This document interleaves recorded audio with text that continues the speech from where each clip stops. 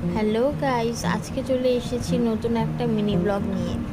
আমরা এখন আছি সল্টলেক সিটি সেন্টারের কাছে একটা ক্যাফে এক্সপ্লোর করতে।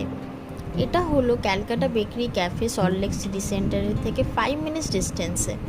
ক্যাফেটার ভেতরে ঢুকলে মনে হবে যেন আমরা কলকাতার বাইরে ঘুরতে এসেছি। মেনু কার্ডটা দেখে বুঝলাম সল্টলেক এরিয়াতে হলেও ক্যাফেটা বেশ রিজনেবল। আমরা প্রথমে ট্রাই করলাম peach ice tea and green apple Tango. দুটো আইটেমই বেশ ভালো ছিল।